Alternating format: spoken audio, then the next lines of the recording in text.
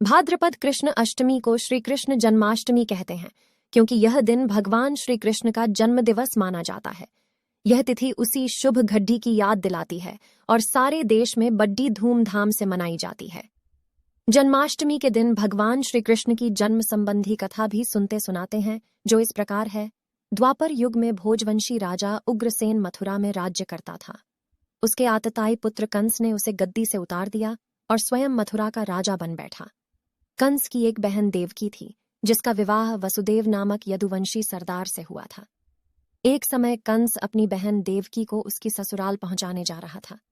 रास्ते में आकाशवाणी हुई, हे कंस, जिस देवकी को तू बड्डे प्रेम से ले जा रहा है, उसी में तेरा काल बसता है।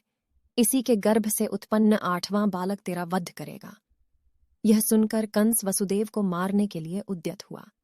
तब देवकी ने उससे विनयपूर्वक कहा, मेरे गर्भ से जो संतान होगी उसे मैं तुम्हारे सामने ला दूंगी। बहनोई को मारने से क्या लाभ है। कंस ने देवकी की बात मान ली और मथुरा वापस चला आया।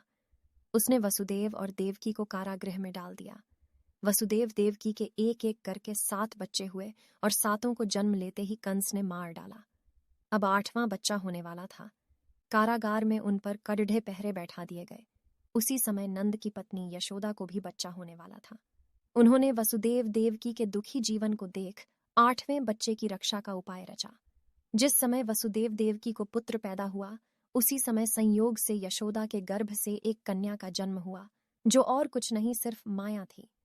जिस कोठरी में देवकी वसुदेव कैद थे, उसमें अचानक प्रकाश हुआ और उनके सामने शंख, चक्र, गदा, पद्म धारण किए चतुर्भुज भगवान प्रकट हुए। दोनों भगवान के चरणों में गिर पड़े। तब भगवान ने उनसे कहा, अब मैं पुनः नवजात शिशु का रूप धारण कर लेता हूं। तुम मुझे इसी समय अपने मित्र नंदजी के घर वृंदावन में भेजाओ और उनके यहाँ जो कन्या जन्मी है उसे लाकर कंस के हवाले कर दो। इस समय वातावरण अनुकूल नहीं है, फिर भी तुम चिंता न करो। जागते हुए पहरेदार सो जाएंगे, कारागृह के फाटक अपने आप खुल जाएंगे और उफनती अथाह यमुना तुमको पार जाने का मार्ग दे देगी।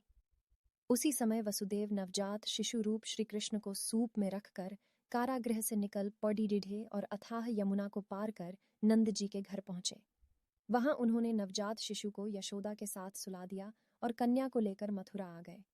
कारागृह के फाटक पूर्ववत बंद हो गए। अब कंस को सूचना मिली कि वसुदेव देवकी को बच्चा पैदा हुआ है। उसने बंदी गृह में जाकर देवकी के हाथ से नवजात कन्या को छीनकर पृथ्वी पर पटक देना चाहा, परंतु वह कन्या आकाश में उड़आ और वहां से कहा, अरे मूर्ख, मुझे मारने से क्या होगा। तुझे मारने वाला तो वृंदावन में जा पहुंचा है, वह जल्द ही तुझे तेरे पापों का दंड देगा। मारने वाला तो वृंदावन में जा पहुंच।